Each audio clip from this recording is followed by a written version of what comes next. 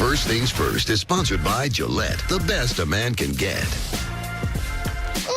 Hi, everyone, and welcome to First Things First. We made it to Friday. I'm Jenna Wolf. That is the Hall of Famer Cris Carter. This is Nick Wright. We got a great show for you today. The NBA All-Star captains were announced. Antonio Brown is ready for a trade, but we have to start with the big game next weekend, the Super Bowl. So Rams head coach Sean McVay celebrated his 33rd birthday yesterday, the youngest coach to lead his team to a Super Bowl. Among the other ways he celebrated, game planning against the best coach quarterback in NFL history. That coach is Bill Belichick. He's 66. He's 66. McVay's 33. That age gap, the largest ever between Super Bowl head coaches. Here's what McVay had to say about facing New England.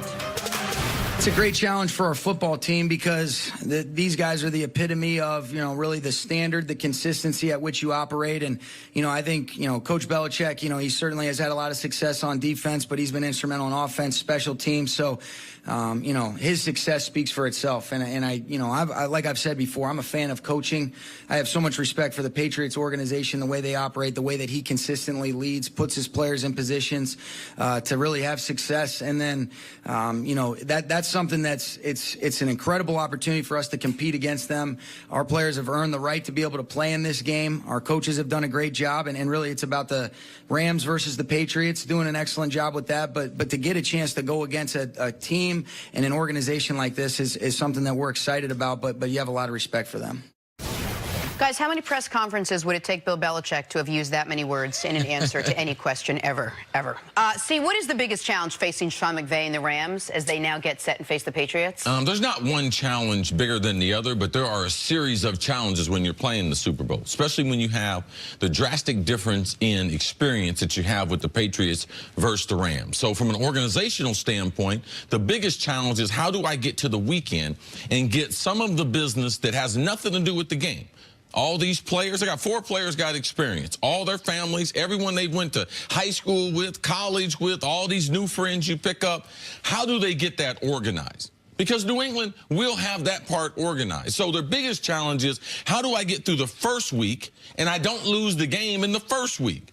Your wife wants tickets. Her auntie wants tickets. How many people can go to the game? Hotels in Atlanta. All these things, I have seen teams lose the Super Bowl in that bye week leading up because they couldn't get organized. All these things became more important. How they're going to get their suit made. What are they going to do after they win? All these things. And then besides that, his next big challenge, I believe, is as a play caller, how does he generate big plays for Jared Goff against that rush that New England has, which I believe is the least talented of the 4 teams that we had left, and they generate the most amount of pressure with the least amount of talent. So, yes, the organizational part from an organization, that is very, very key. But from a football standpoint, how can he generate big plays against that pass rush of New England? And I believe they're going to have to do it a variety of different ways, but a lot of that's going to have to do with making Jared Goff comfortable, giving him some things that he likes to look at so he can deliver the football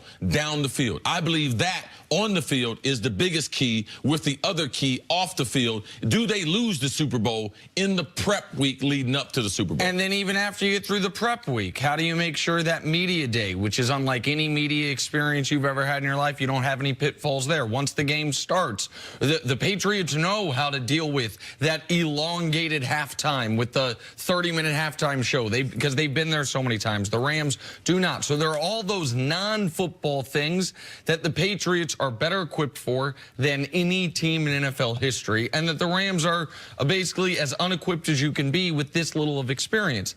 And then there's the X's and O's part, and there's the fact that Sean McVay has to be ready for Bill Belichick to present him with something that they have not shown on film at any point all year. Last night I was thinking, one of my good friends who I hadn't caught up with in forever is Ted Johnson, who played middle linebacker for the Patriots for their first 3 Super Bowl wins of this era. So he and I were talking about Belichick last night, about things they did when they were in the final Super Bowl of his era, the 04 game against Philly. And he said all year long they played a 3-4. They hadn't come out a single game where their base defense was a 4-3. And in the Super Bowl against Philadelphia, they switched it up in the league. in the week leading up to it, and they came out in a base 4-3 defense, and they could see that the Eagles had to throw out their initial script. They had to throw out what they were planning to do because they hit them with a curveball they were not expecting. Like we saw even in these playoff games, the Chargers were never able to adjust what the Patriots were doing. The Chiefs needed halftime to adjust, and their inability to get ready to get going in the first half cost them that game. Can the Rams adjust to whatever wrinkle Belichick is planning to throw at them earlier than the Chargers or the Chiefs were able to? That, to me, is an X's and O's part that's going to come down a lot to Sean McVay and Wade Phillips. I was going to say, how much is Sean McVay going to rely on Wade Phillips, not just for his Super Bowl experience, but also for the X's and O's, that he doesn't have to really worry about every little detail. He knows Wade's been there and done that, and he can lean on him for the intangibles, not just leading up to, but the game itself. Absolutely. That's one of the things about Sean McVay and talking to people who know him. Like, he's a guy who's very, very bright, but he doesn't shun against having other bright people in the room. And that's one of the keys to his success. Him and the general manager, like, they've been on the same page as far as, man, we need certain things here. We need certain coaches here. I need certain players here. And normally, Les Snead or another general manager, they would be like, wow, this guy's too young. I can't bring in guys like Ndamukong Suh. I can't bring in guys like Peters. Like, I can't bring, he's not going to be able to control those guys. So they have made all the right steps to be able to support this young coach, because you know what you know. And that offensive side of the football, man, that's the side he should be concentrating on. Wade is the voice of reason. He's the older guy in the room. And that whole defense, they have such tremendous respect for him no matter where Wade has been. So Wade has had success against Bill Belichick. I believe that McVay will lean on that success and try to figure out the offensive side and how I can generate big plays for Jared Goff. And I know we're going to talk much more about Wade Phillips specifically later in the show, so I'm going to stay on the Sean McVay side of things.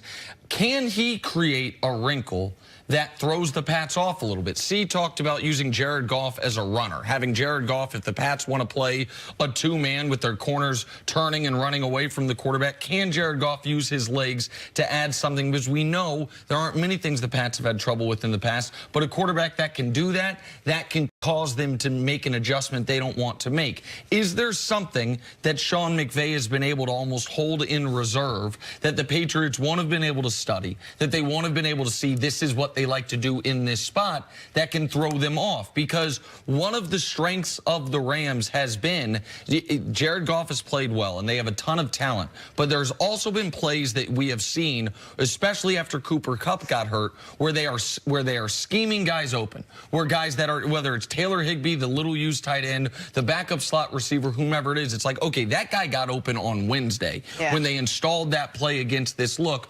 Are they going to be able to get a few free first downs because of what they do schematically, or is Belichick going to have the answers to the questions before he's asked them? How much can McVay pull from what Doug Peterson did last year with the Eagles? I mean, is that one of the games that he'll go back and just watch to see if the Patriots changed anything up for that game? Not that it'll do the same thing, but the way that game plan was changed? Well, typically in Patriots, in their Super Bowls, they get off to a slow start. Any information as far as watching film is valuable when you don't know anything. So I think that the big games that they've been in the last couple years, if you look at the Super Bowls, Philadelphia and Atlanta, neither one of these teams had experience.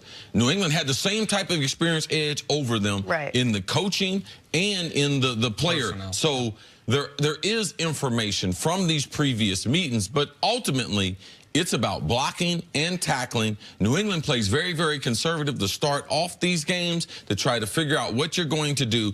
Can the Rams get off to a fast start? Because New England will be feeling out process. That's the way they play in these big games. They don't get off to fast starts like they do in those playoff games. The Super Bowl, they get off to a slow start. If you want New England, play them in the regular season early. In the Super Bowl, if you want to score some points, man, score early. And to your point about what Philadelphia did, as we've discussed before, in the last decade, the Patriots have only lost one game in the playoffs where their offense was great, and that was last year's Super Bowl.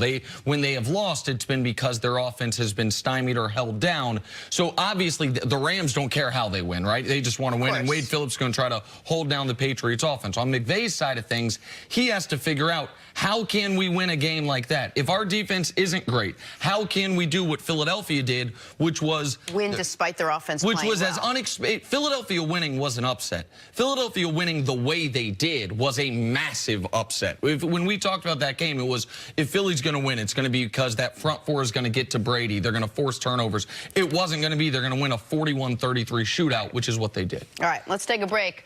Coming up, one of the Patriots, Julian Edelman. Has he been the best wide receiver this postseason? That's next on First Things First.